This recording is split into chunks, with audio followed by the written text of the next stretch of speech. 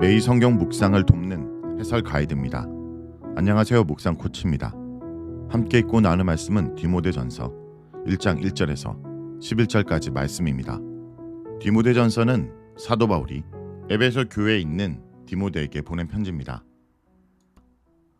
바울은 디모데에게 보내는 서신을 간단한 인사 안부로 시작하고 서신에서 자주 나타나는 감사 기도 없이 곧바로 에베소 교회가 당면한 잘못된 가르침 때문에 생긴 문제를 다루기 시작합니다.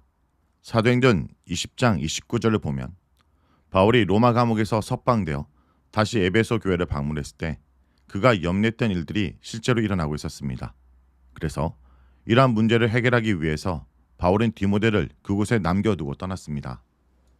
에베소라는 지역은 로마 제국이 점령한 소아시아 지역의 수도이며 제국 안에서도 가장 부유한 도시 중 하나입니다.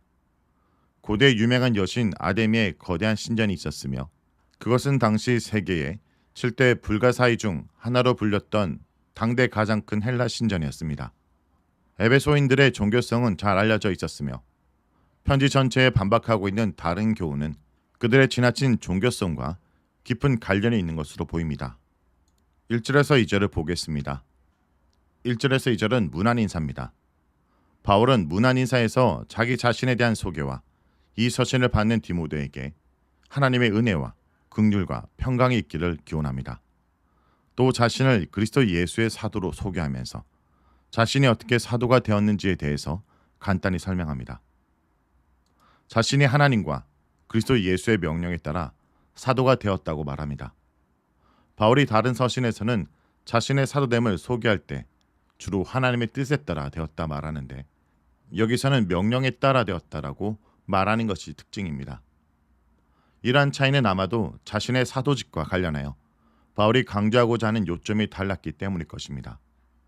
하나님의 뜻에 따라 사도가 되었다는 것은 자신의 사도됨의 기원이 하나님께 있다 말하는 것인데 이것은 자신의 사도적 권위를 강조하는 것입니다. 바울의 사도직에 대한 도전이 있을 때 그는 이러한 표현으로 사도됨의 정당성을 주장했습니다. 그러나 하나님의 명령을 따라 사도가 되었다는 것은 사도로서 자신에게 주어진 의무와 사명감에 대해서 강조하는 것입니다. 아마 에베소 교회에서는 바울의 사도됨의 권위에 대한 도전이 별로 없었을 것입니다. 바울은 3차 전도 여행 중에 많은 시간을 에베소 교회에서 사역했기 때문에 그의 사도권 권위는 별 문제 없이 인정받고 있었던 것입니다. 하나님과 그리스도에 대한 소개는 특이합니다. 바울은 주로 구주라는 표현을 예수께 적용하는데 여기서는 하나님을 구주로 묘사하고 있습니다.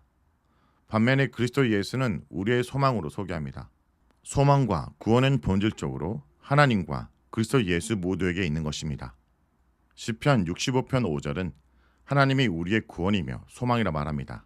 그러나 신약에서는 이 표현이 하나님과 그리스도에게 모두 적용되고 있습니다. 구주라는 표현이 주로 그리스도에게 적용되는 것은 사실입니다. 그리스도께서 우리의 소망이라고 말하는 것은 하나님과 그리스도를 모두 동일한 하나님으로 간주했기 때문입니다.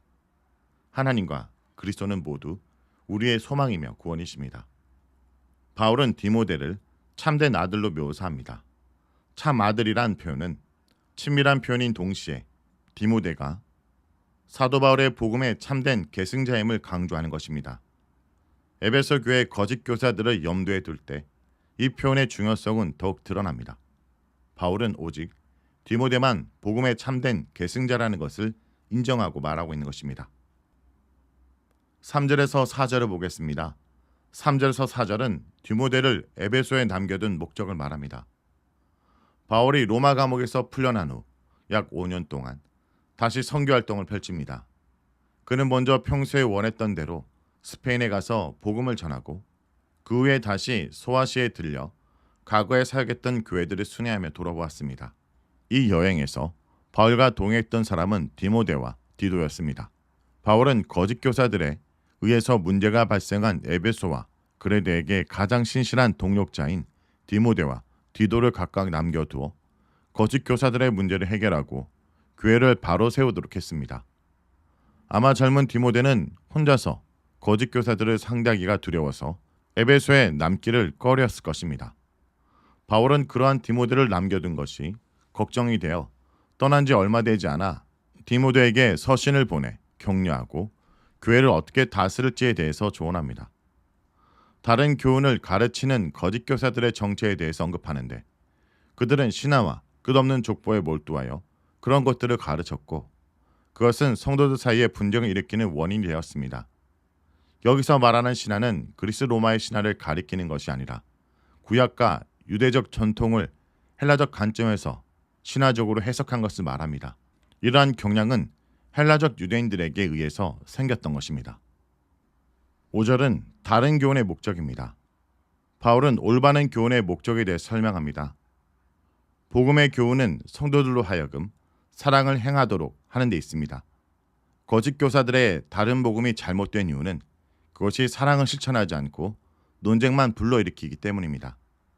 사랑은 청결한 마음과 선한 양심과 거짓 없는 믿음에서 나오는 것입니다. 이 세 가지는 복음의 특징입니다. 복음에 대한 거짓 없는 믿음은 마음을 청결하게 하고 선한 양심을 가지게 합니다. 정결한 마음은 거짓 교사들의 교만하고 부패한 마음과 대조됩니다. 선한 양심 역시 거짓 교사들의 하인 맞은 양심과 대조되며 거짓 없는 믿음은 미혹하는 영과 귀신의 가르침을 따르는 거짓 교사들의 신앙과 대조됩니다. 6절에서 7절은 거짓 교사들의 모습입니다. 거짓 교사들은 교훈의 참된 목적에서 벗어난 자들입니다. 벗어났다라는 말에서 거짓 교사들도 처음에는 참된 복음을 받았던 자들임을 암시하고 있습니다. 목회 서신의 거짓 교사들은 교회 밖에서 교회 안으로 침투해 들어온 자들이 아니라 교회 안에 있었지만 바른 목적을 향해서 계속 나아가지 않고 중간에 벗어나 다른 곳으로 빠진 자들입니다. 그들이 빠진 곳은 헛된 말, 곧 공허한 논쟁입니다. 복음은 사변적인 논쟁을 위한 것이 아니라 하나님의 뜻을 행하기 위한 것입니다. 복음을 사변적으로 따지고 논쟁하는 것은 잘못된 길로 빠져 들어가는 것입니다. 이것은 복음에 대한 진지한 연구를 부정하는 것이 아니라 복음의 목적에서 벗어난 잘못된 태도를 지적하는 것입니다.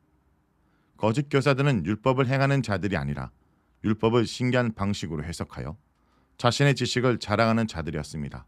그러나 그들의 해석이 아무리 신기하고 색다른 것이더라도 그것은 복음의 참된 진리가 아닙니다. 거짓 교사들은 자신들이 무엇에 대해서 말하고 있는지 자신도 모르는 자들입니다.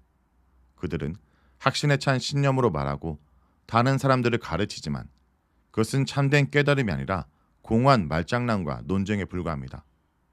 복음을 가르치는 선생된 자들이 빠지기 쉬운 유혹은 다른 사람들이 듣지도 생각하지도 못한 신기한 방법으로 성경을 해석하여 마치 자신이 새로운 진리를 발견한 것처럼 드러내 보이려고 하는 것입니다. 8절에서 11절은 율법의 올바른 사용에 대해서 말합니다. 바울은 율법의 올바른 사용에 대해서 설명합니다. 거짓 교사들은 율법을 잘못 사용하여 공허한 논쟁을 불러일으키고 교회를 혼란스럽게 하고 있습니다. 그러나 율법을 올바르게 사용하면 그것은 선한 것입니다. 율법은 우리를 선한 길로 인도합니다.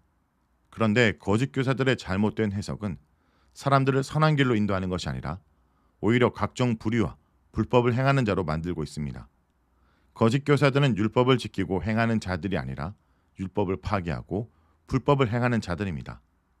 바울은 9절에서 10절에 율법의 목적과 반대되는 15가지의 불의한 목록에 대해서 소개합니다. 이 목록은 불법에서 시작하여 올바른 교훈을 거스르는 것으로 끝나고 있습니다. 불법이나 올바른 교훈을 거스르는 것은 모두 교훈의 참된 목적에서 벗어난 것들입니다. 그들은 율법을 가지고 있고 그것을 가르친다고 했지만 사실 그것을 파괴하고 배척하는 행위를 하고 있을 뿐입니다. 바울은 거짓 교사들의 잘못된 교훈이 가져올 수 있는 파괴적인 결과에 대해서 총체적으로 묘사하고 있습니다. 이런 모든 것들은 올바른 교훈에 반대되는 것들입니다. 바울은 마지막으로 다시 올바른 교훈이 어떤 것인지 설명합니다. 바울이 가르치는 올바른 교훈은 복되신 하나님의 가장 영광스러운 복음에 따른 것입니다. 여기서 복음의 특징은 두 가지로 소개됩니다. 그것은 복된 것이고 영광스러운 것입니다.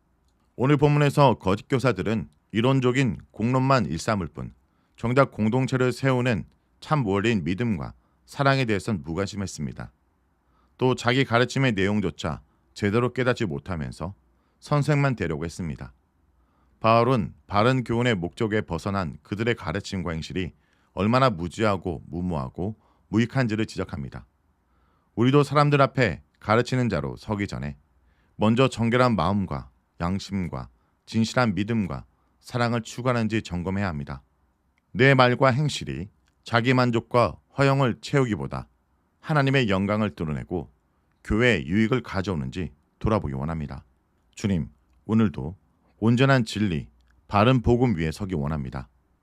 우리를 유혹하고 흔드는 이 시대의 거짓 교훈을 물리치고 바른 교훈 위에 저의 신앙과 공동체를 서게 하여 주옵소서. 예수님의 이름으로 기도합니다. 아멘.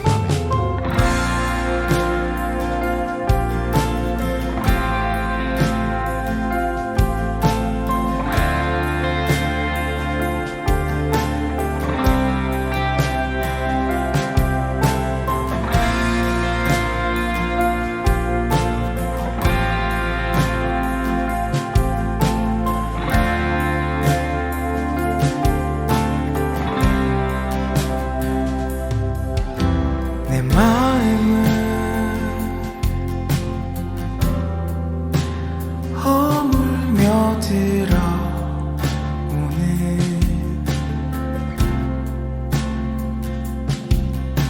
부드러운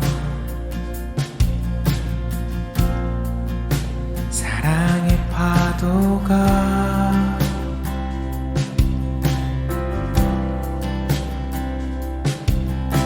밀려들어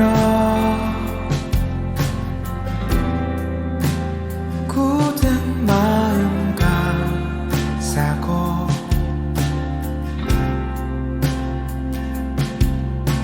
아픈 흔적 씻어 가네. 아버지 사랑 그 부드러움이 우릴 감싸나 쉬게 하네. 아버지 사랑 그 부드러움이 우릴 감싸나 일으키네.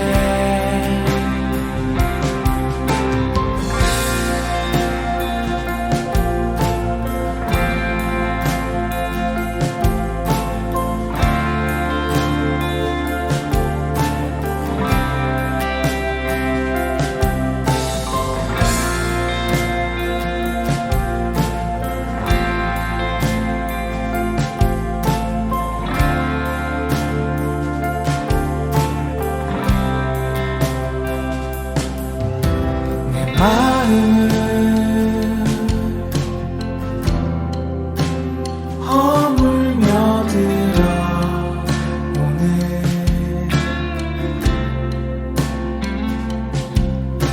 부드러운 사랑의 파도가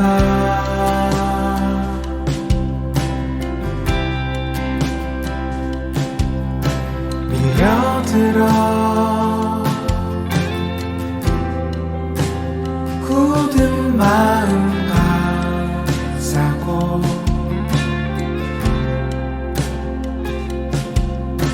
아픈 적 씻어 가네. 아버지 사랑 아버지 사랑 그 부드러운 우리 감싸나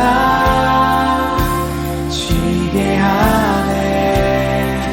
아버지 사랑 그 부드러운 우리 감싸나 일으키네. 아버지 사랑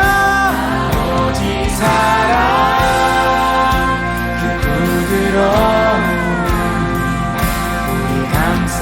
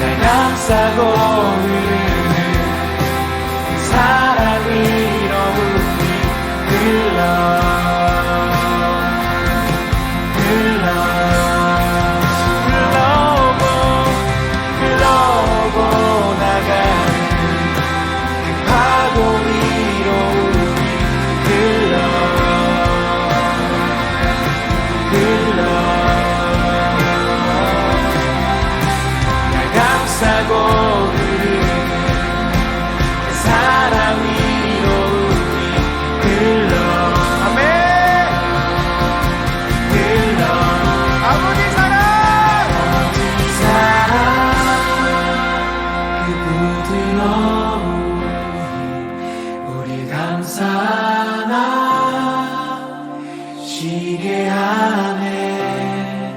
아버지 사랑 그 부드러운 눈이 우리 감싸